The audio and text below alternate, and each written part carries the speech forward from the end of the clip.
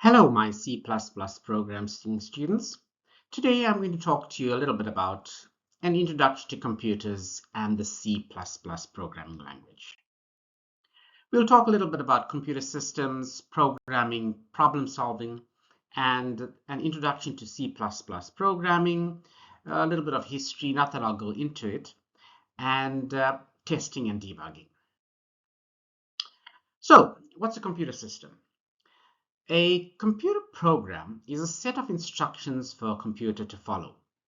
And the way I've been teaching you, I'm talking about input, processing. Sometimes we store the computer program instructions in a variable in memory, and ultimately we have output, like your cout statement. Computer software is a collection of programs used by a computer. Now, we've been using code blocks, and I'm sure you're familiar with that. We even worked with the online GDB compiler. We have an editor, translator, and a system manager.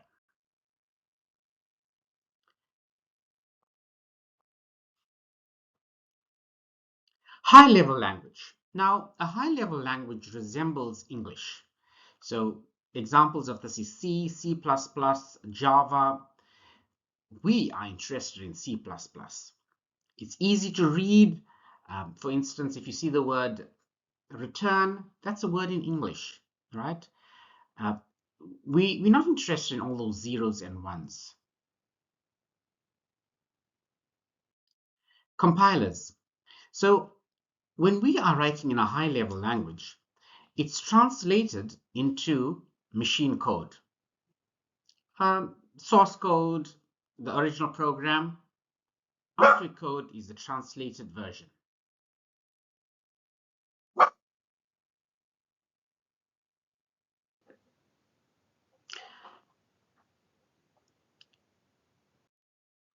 Programming and problem solving. Now, I know I did not mention this word to you, but we are following an algorithm, and the method that I taught you to tackle a programming task was input, processing, and output, IPO. It simply means that we have a specific set of instructions that ultimately would lead to a solution. So I had asked you to say, what is going to be put into the program, the input part? What do we need to do, the processing part? And ultimately, what is it that we want to display?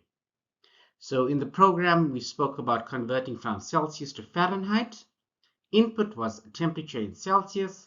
Processing was the computation, formula we used, and output was the answer.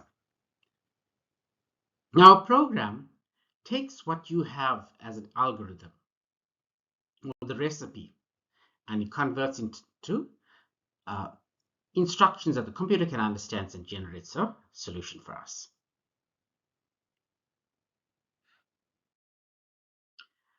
Right, programming is a creative process. So if you noticed, the very first program I gave you how to find the sum of numbers 1, 2, 3, 4, 5, or I took and asked you multiply 1, 2, 3, 4, 5. Some of you went and wrote down 1 times 2 times 3 times 4 times 5. Others put that into a variable. Some used a loop, which I did not even teach you. But ultimately, the answer that I wanted was 120. So that's what I mean by it's a creative process. Some of you may want to use, when I do teach you this, a for loop or a while loop. You may decide to use a for loop or a while loop or a do while loop, right? That's what I mean by a creative process. You're creating a program.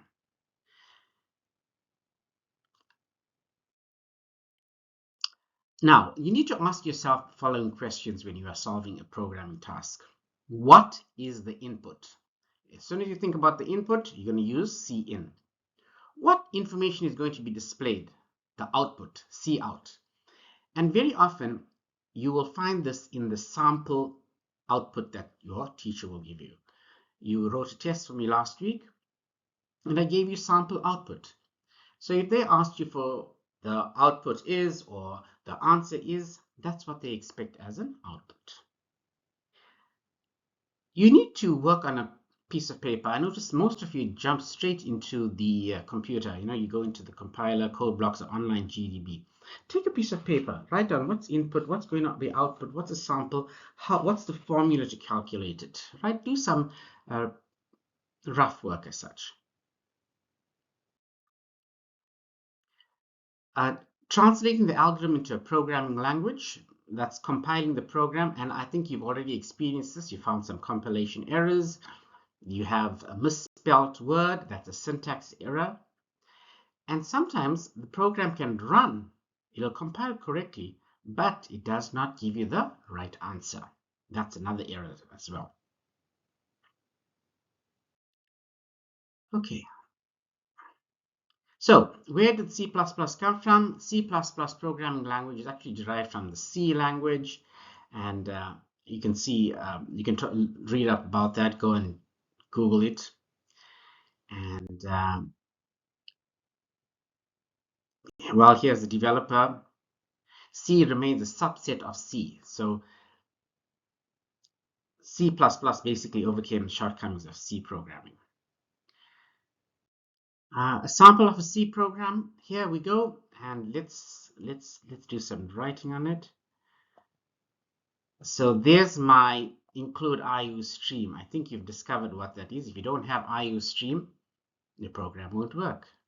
I think we also played around with standard. If we don't have std, then there's certain words that we can't use. And at the end of the program, we have return 0.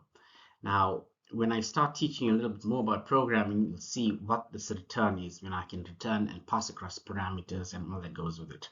But there's my curly bracket here, and there's my curly bracket. So it's an open curly bracket and a closed curly bracket. So I already spoke to you about this, variables, variable declaration, and we had int, we had float, we had double, we had char, we had boolean. And I also gave you some rules regarding how we would name our variables. In this instance, can you see there's an underscore out here? Int number of underscore pods, peas in a pod. So you cannot have a space between a variable if it has more than one word, right? Like total peas, you gotta have a underscore. Cout, ooh, you should be familiar with this right now. Cout, console output, and there's my terminator at the end, my semicolon, right? I think I got the joke. You are the missing semicolon to my life, and try it with your girlfriend or your boyfriend. Oh, there's the backslash n. Backslash n causes a new line to be started, right? Try it out. Cin, there's my my console input. I want the user to enter in a value, and it will be stored in this variable, number of pods.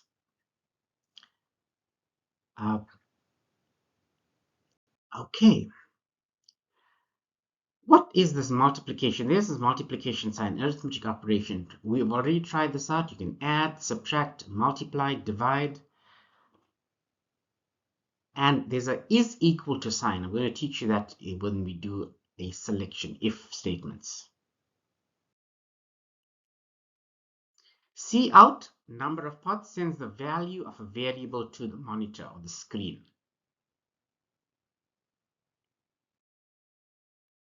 Program layout, a compiler accepts almost any pattern of lines, breaks, and indentation. You'll notice I allowed you all to leave spaces. You can leave lines in between, indenting a program. Generally, we say one statement per line, but you could, if you would like, include more than one. Variables are declared before you use them, right? Before you use your variable, you should declare it. Here's my directives. Include IO stream. It basically tells the compiler where to find information that you are using in the program. It's a library function. Using namespace. Ooh, this tells the compiler to use names in the IO stream in the standard way. Right? To begin the program, you use int main. To end the program, you'll say return 0. Running a program, the C++ program code is written with a text editor. You can use code blocks. Some of you use the online GDB editor. The compiler converts the source code into object code. The linker combines all the objects into executable program. In fact, if you take a careful look at your folder where your program is stored, you'll actually find an exe file. Running a program, I think you know how to do that now, and I'm so happy that you can even correct errors that you have on a program, right? You fix the errors. And if your program runs, you also got to test it with some test data, because sometimes you may do the incorrect output, have the incorrect output. And we're almost to the end. So let's see, test your knowledge. Describe the output of this line? C out. C++ is easy to understand. What does this line mean? C in, piece per pod.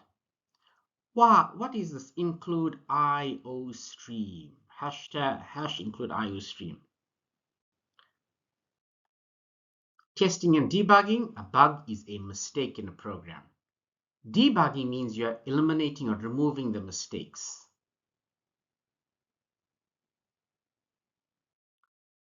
Program errors, you have syntax errors. That's when you have an error in the spelling.